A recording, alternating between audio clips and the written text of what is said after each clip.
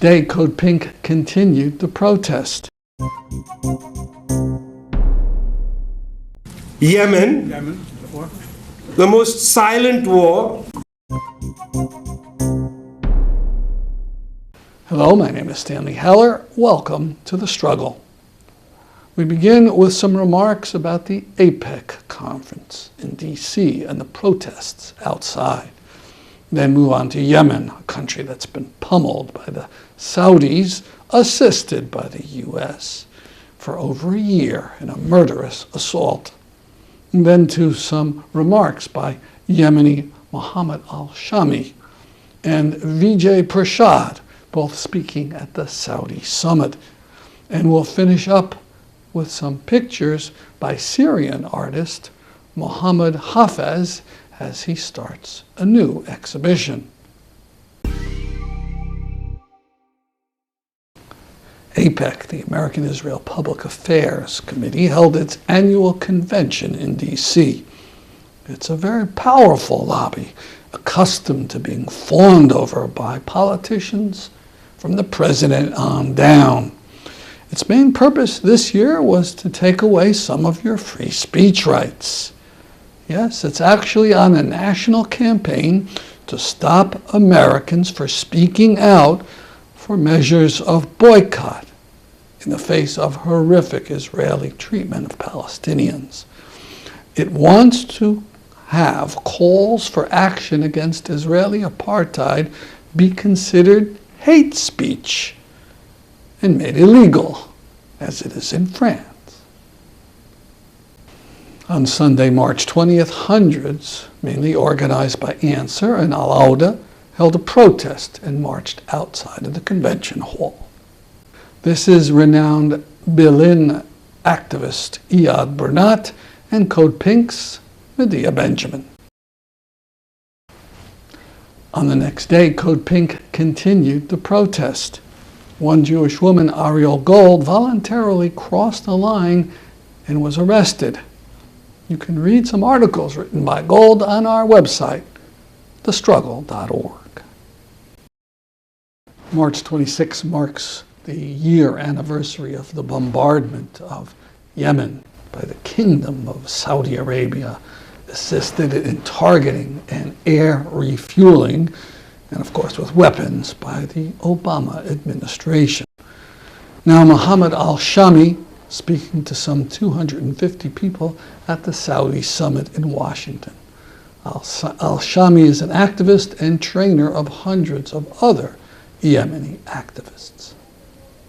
Yemen, as you know, one of the poorest countries in the region, and according to that, there been so much influence from lots of different stakeholders, and of course Saudi Arabia, one of them.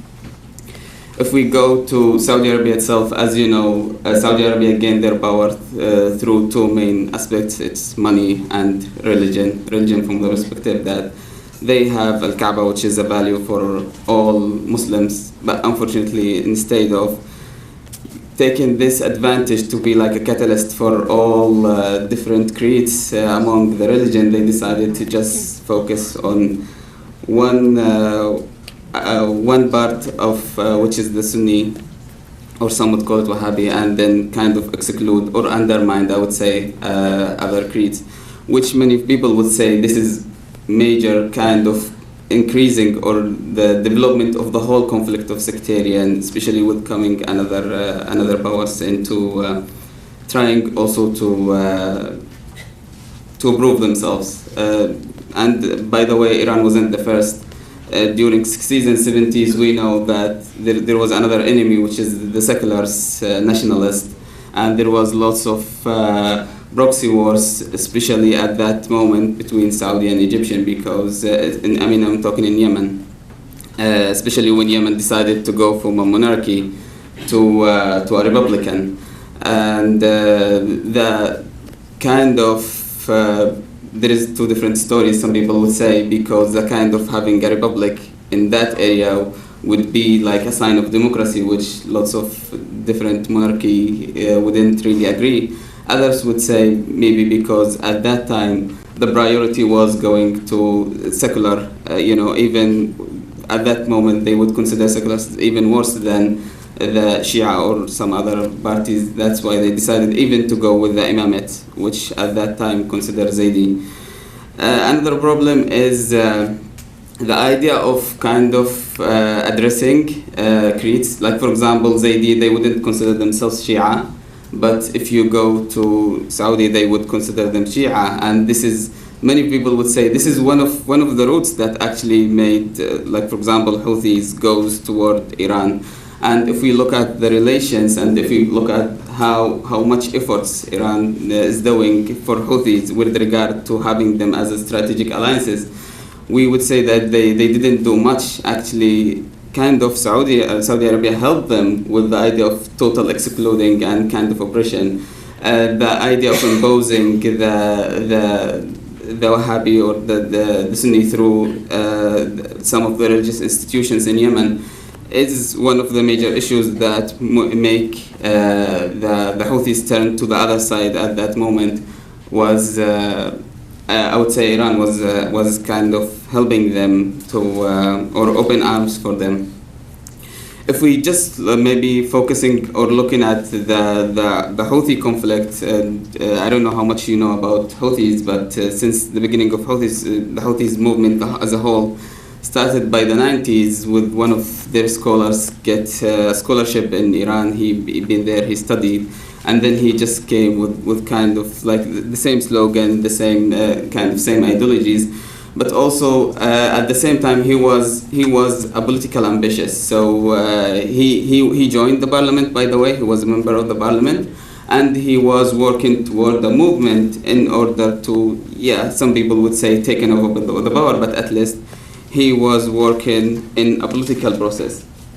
Unfortunately, the kind of oppression, the kind of exclusion at that time is one of the things that raising the trigger to start the first war in Yemen. And at the beginning, if we look at even the numbers of Houthis, for 10 years, since 90s till 2001, when the war started, they were only 300. And if you look then, since 2001 to 2003 and 4, when the second, third, and fourth war, they just jumped from 300 to thousands. And you can see how much this kind of oppression just making the people, even who wasn't really believed in the ideology that the first scholar came with, just to joining from the perspective of having someone oppressed them to do whatever they wanted.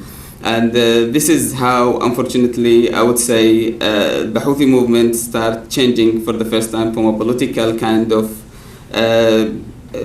political visionaries with perspective of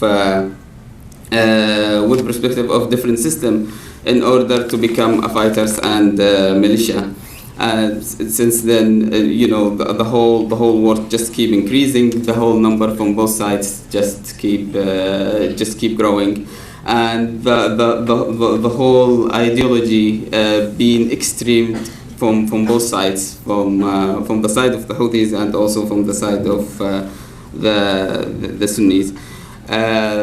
When we come to the relation between Saudi Arabia and Yemen, I would say, as you know, it's very long since I would say since the establishment of Saudi Arabia, especially because at that time both were the biggest countries around the Gulf.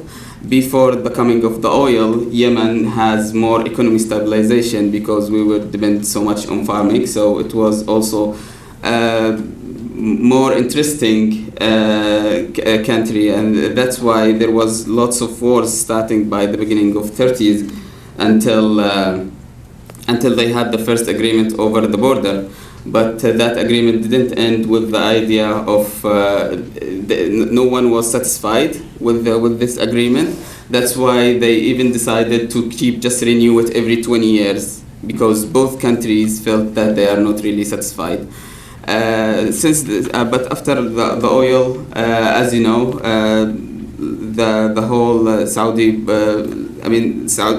especially Saudi Arabia, economy being increased so much, And then there was lots of immigrants lots of people from Yemen traveled to Gulf in general, but also Saudi Arabia to work. And that was also one of the kind of influence over economy. Especially, it was so obvious at the 90s when Yemen decided to stand with Iraq for the war, and as a punishment, the whole Gulf decided to return 1 million workers, Yemeni workers, and that was like one of the biggest Yemeni crisis ever happened at that time. Like 1 million workers used to work in Gulf just came back jobless to Yemen. During the revolution, as you know, like there was also lots of influence. Started from the GCC initiative, going through all the process until this war started. Many people, including myself, would say that was one of the major priorities for Saudi Arabia was to return back or gaining back the same old regime, the same old system.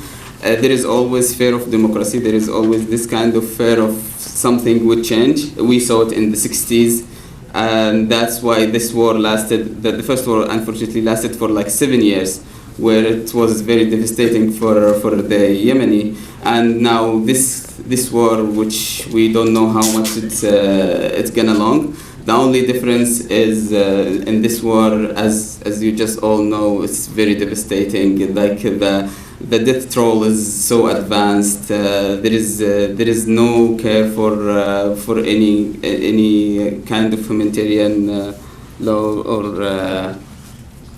there is no any kind of attention to the humanitarian violation law. And it's obvious. I mean, I just wonder if some people would say like they should take care. They don't even take care that in their own country. How you would say they will impose democracy or they will impose human rights violation in the countries. So this is also what I believe is just keep increasing the gap. At the end, I believe the problem with the powers is always when there is a top power, people would go to other power. This is how now Iran is flourishing over the abuses of Saudi Arabia. And as long as Saudi Arabia always trying to find their enemy among someone, there will always be an enemy. Thank you.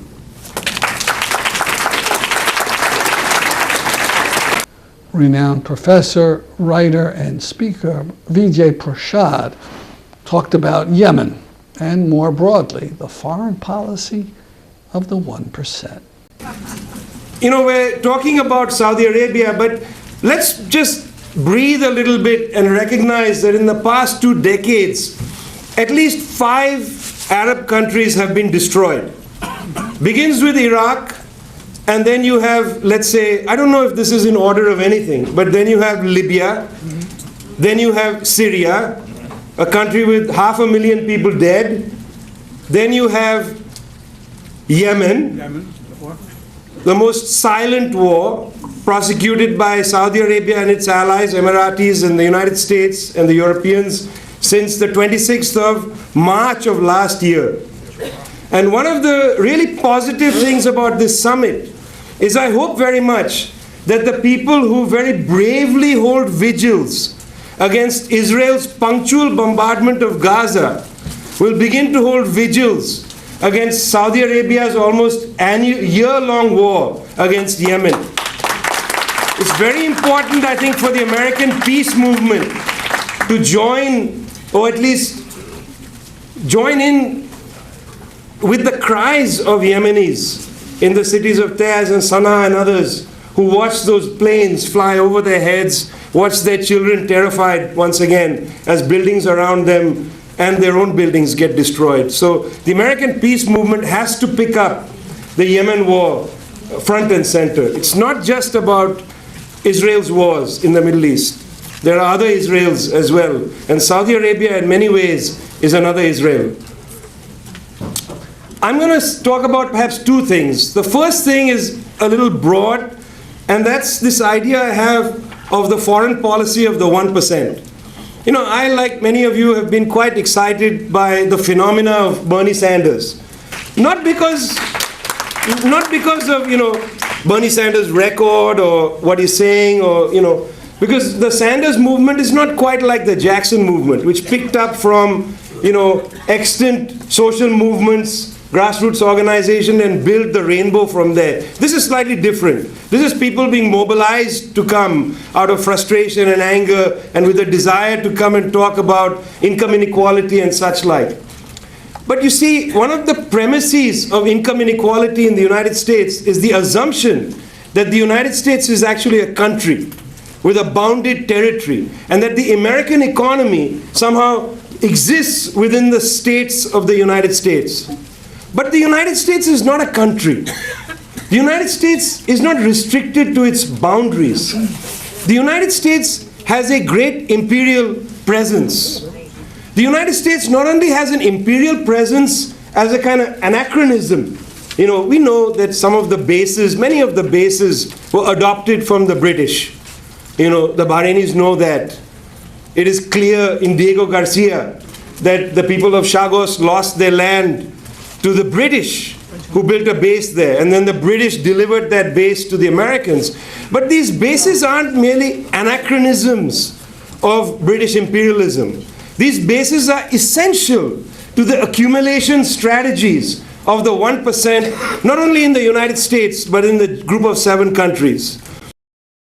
Why did the Americans send Kermit Roosevelt, that very young scion of the Roosevelt family, to Tehran to overthrow the government of Mohammed Mossadegh in 1953, if not at the behest of the oil companies, who didn't want the Iranians to nationalize their oil? Because after all, how dare the Guatemalans control their own land? And how dare the Iranians claim a better rent for the oil that they sell under their feet?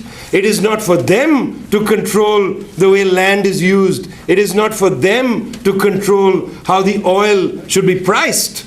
That is, after all, the responsibility, the heavy and grave responsibility of the 1%, because they are the people who should order the way the planet functions. In a primitive way, the foreign policy of the 1% operated in the 50s, 60s, and 70s.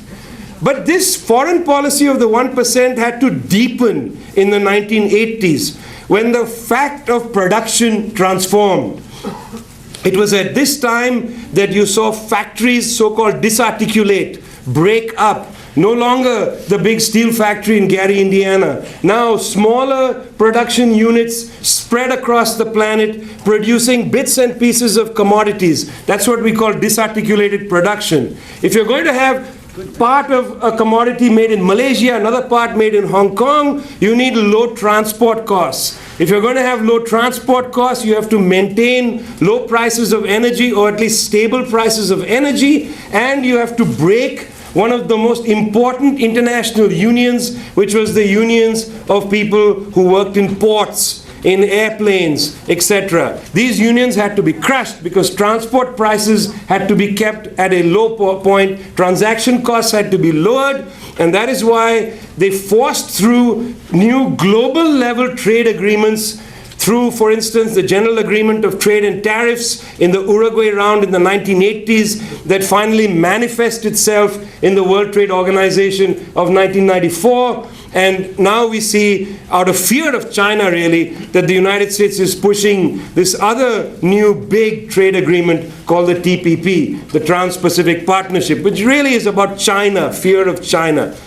These major trade agreements were attempts to reduce transaction costs so that the 1% would be able to take advantage of a global scale of production, to have goods, labor costs run down through race to the bottom competition among countries trying to compete with each other, to draw manufacturing, bits and pieces of manufacturing from each other. So labor costs were brought down, environmental regulations were brought down. This was the accumulation strategy on the global scale of the 1%. Now, the advantage of this structure was that it very much deteriorated union power.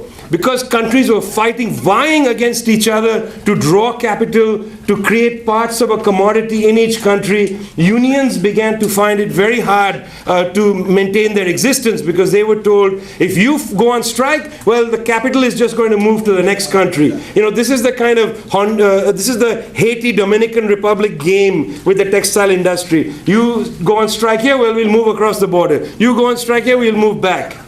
Secondly, nationalization as a strategy was annulled. It became impossible for firms to be nationalized by a country, because you only had a piece of the commodity being produced inside your geographical boundaries. How can you nationalize tire making when you don't make a car? You know, the car manufacturers just say, well, you keep manufacturing tires in your national tire manufacturing factory, we'll move somewhere else to buy tires. We'll source our tires elsewhere. This was the advantage to capital of disarticulated production on the global scale. The disadvantage, of course, was that countries elsewhere would now have the ability to see how bits of a commodity were produced, and they could replicate it, which is why in the World Trade Organization, protection of intellectual property rights becomes so central. They changed the law on intellectual property rights. Previously, countries could innovate and produce goods based on a new process to get to the product. That was known as process-based patenting. Only the process could be patented, not the final product. Under the GATT round in Uruguay in the 1980s, which became the WTO, it was the product that is now patented, so that companies like Nike don't own a factory anywhere. They merely subcontract everything, and then they protect their rents by having these strict patents held by themselves. So if anybody breaks a patent rule, you need to use extra economic force to maintain your patent. Finally, finance decrees that the rate of return on investment in financial goods is far higher than the rate of investment in manufacturing. Finance globalizes. This globalized space of accumulation for the 1% needs to be protected. You need to use extra economic force to maintain your authority. That is why, for instance, the threat of China has to be annulled by threatening China. You better crack down on piracy. If you don't crack down on piracy, we're going to go after you. You better crack down on building, these islands in the shipping lanes, because if you build islands in the shipping lanes, the transaction costs will go up. The ships will have to go around to new shipping lanes. You'll increase the cost of transportation of goods, etc. Extra economic force, war, what we call war, extra economic force is the essence of the foreign policy of the 1%. It is not an excrescence of the system that we have today. It is precisely the system we have today. War is normal. It is peace that is abnormal. You are the freaks of the world. You are the ones that believe in peace. You are out of step with the times. Because the times, in other words, the way the masters of the universe have organized accumulation in the planet, the way of the world is to use extra economic force on a planetary scale to protect not only their investment, but their rate of return.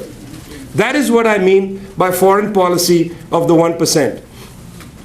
The second point I want to make, and I'll tie this together at the end, is I want to come right to the question of the great war between Iran and Saudi Arabia. Because I think it's unavoidable that in the United States we should talk about this great war. This great war is not religious in its essence. If it were religious in its essence, then the Saudi regime would have had a problem with the Shah of Iran. But they didn't.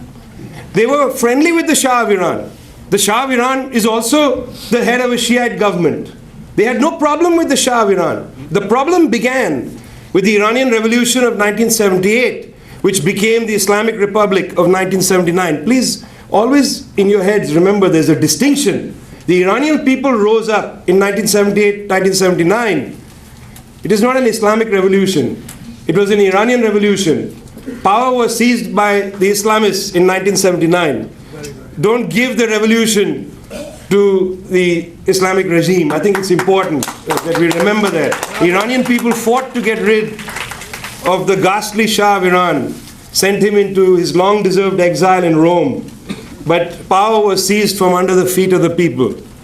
When that regime came to power in Tehran, it was a grave ideological threat to the regime in Saudi Arabia. Because in the previous decades, the Saudis could say, our threats are secular, and secularism is against the Arabs.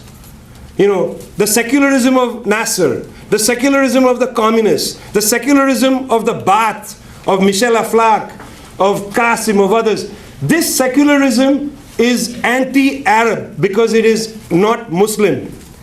The interesting thing with the Iranians was they created an Islamic republic. In other words, they said we are Muslims and we are against monarchies. It was an ideological challenge to the Kingdom of Saudi Arabia, which is why the Saudis bankrolled Saddam Hussein to begin that murderous war that went from 1980 to 1988, fully supported by Western powers, providing the Iraqis with chemical weapons, so they used mustard gas against the Iranians. And interestingly, Ayatollah Khomeini, in the middle of all that, you know, I'm not a fan of Ayatollah Khomeini, but in the middle of all this, Ayatollah Khomeini puts a fatwa out there against the use of weapons of mass destruction.